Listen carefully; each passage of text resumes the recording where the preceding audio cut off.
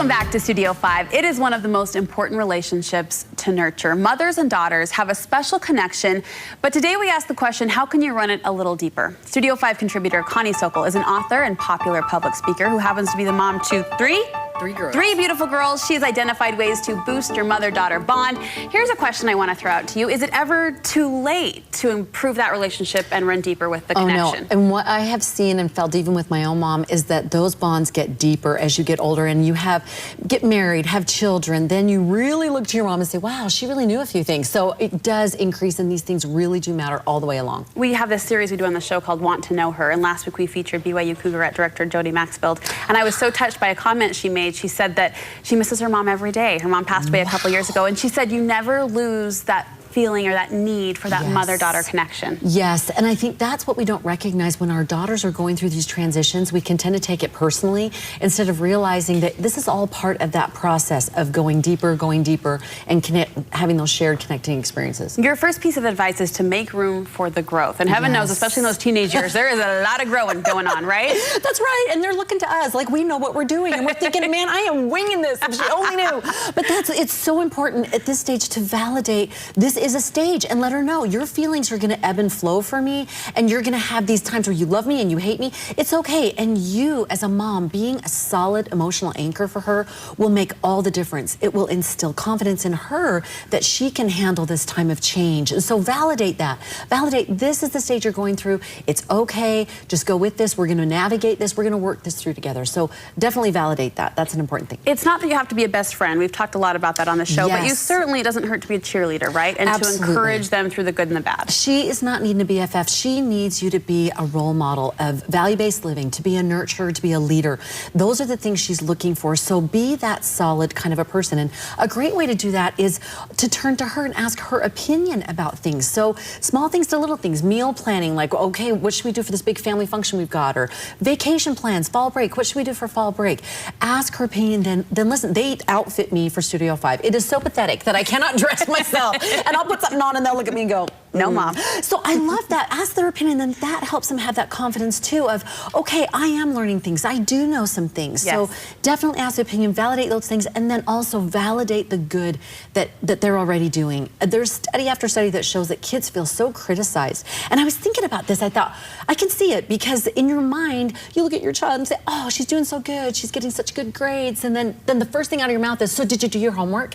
And so they're not hearing the cute things that you're thinking in your mind. So validate the good things they're already doing. And if you want to, you could try this little experiment. It's kind of funny how often we're not doing it, but try saying in the next few days, thanks for, before you make a request. So, hey, thanks for feeding the dog. Can you go clean your room? Thanks for doing your homework. Can you help so-and-so with their spelling? So if you say a thanks for first, they're already getting a positive hit, and then the request comes after. That's a good little challenge. Well, and your tone and your face, it's funny how it reflects it differently. Instead of this furrowed brow, asking, requesting, it's, hey, thanks so much, and then could you, and tag that on. I love that. We often talk about, you know, these big topics, how to improve your bond, for example, and it feels so huge and overwhelming, but you say it really starts in those daily moments, the small moments. Yes, just in the small things. I remember years ago, I had this gal, a young college kid that came in and helped me with house cleaning, and we were chatting one time, and I said, so how did you get started in this? And she said, you know, I would clean alongside my mother, and it was such a positive experience. Okay, it was like, first of all, she's in cleaning, it's not my daughter, and second, I'm like, ooh, is my cleaning experience with my children so positive? But it stuck with me, and I thought, that is so true. It's in the cleaning and the yard work and the simple daily things that you do together that's kind of woven in through your lives that makes those connections. Don't discount that. Don't be seeking for a big production all the time, but just these woven through moments. Right, and is that positivity going through even something daily like chores? Yes. We reached out to the other side for this. We talked to your daughter Chelsea about how you're able to connect through daily moments. Can we take a listen? Let's see. Okay. Some ways me and my mom talk and connect are we just go sit on the chair and talk, or we do some dinners together. We actually just have fun taking pictures of them. You know, little things like that, like little notes or little, you know, things like her helping to do my hair in the morning, which sometimes I get burned, but, you know, that's life.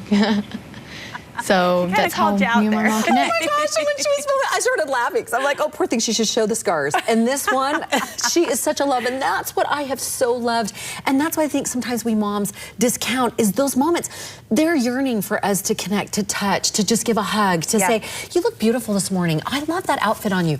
Little things like that just make them feel that connected, strong bond together. And the cooking that you and her do together, very simple, daily chore. So awesome, and I loathe cooking, and she's so good, and she takes time to make it presented. Like, you'll see the pictures. She has the breads all laid out and the fruit on the thing. I'm like, put it on the thing and let's get to the eating. But she just does this beautiful thing, and that's what was so fun in the summer, to do that together, where she fills in those gaps, and then we do that as a mom-daughter. I have a word that I call a Connie word, because every time I read it or hear it, I think of you. The word is marinate, and you're bringing it into this conversation. Marinate your daughter with love. Yes, in fact, years ago, it's an old movie, My Life, and she says something, there's a character that says something like, I think children ought to just marinate in love. And oh, that has stuck with me. It is so true. But I, as a writer, we're told to show, don't tell our stuff. And so I think about that. Yes, we need to tell them we love them, absolutely. But how are we showing them? And I think first and foremost is to know them, really know them, not to just fly through the day with our list and go down it and get in the minivan, but to really know them. What's their interest? How do they like to be comforted? What's the way that makes her feel happy? What's a way to serve her that she likes? Like when I do her dishwasher for her, maybe when she's having a stressful day, you know, and just that look on her face where she goes, oh, thanks, Mom. Love that. So know them, understand what they really feel or desire, their interests, their dreams. You say a great time for that is Friday night after a late date, maybe. Yes, and sometimes you're dying, you know, where you just don't want to sit and have to stay up, and we could probably skip to that one, but okay, wait up for her. I have this more with my older boys right now because my girls come in at pretty good time still, but you know, it's getting 9:30 is getting late for me. I mean, how sad is that? And I'm sitting with the book and I'm like, I can stay up, I can stay up.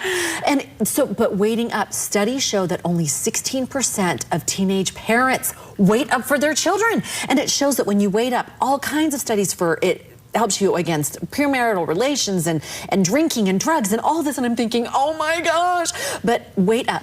Here are the scoops. I remember years ago, a friend of mine saying she had this feeling, I need to get in bed at a good time, get up and exercise, do these good things. And this feeling came to her of, no, you don't. You stay up until 2 in the morning when she's talking and you're like, your eyes are rolling in your head. You listen, you be there. That's so huge for them to feel when they come home from any activity, to take 2 minutes and say, how was it? What was your favorite part? What was going on? And in the chair, sit and chat, sit back, chill for 2 minutes. Okay, less than a minute, but I want to ask you about the shared experiences. That one-on-one time with your daughter you say is so valuable. So huge, and these will be bigger ones, and they'll probably come naturally in the activities they do. Last year we had the opportunity, Chelsea and I, to go to France. You know, and we both got to experience that. We were both had our worries of traveling country, a new language, me taking care of a child and her, and then I lost my credit card before we even, in Paris, and then I lost my cell phone before we boarded. And so she obviously had some concerns, but we were able to see this cooperative learning, this confidence in trusting one another. These are huge experiences. So once in a while, but they're big keeper moments. Awesome, Connie. Thank you so much. Boosting that bond, so important.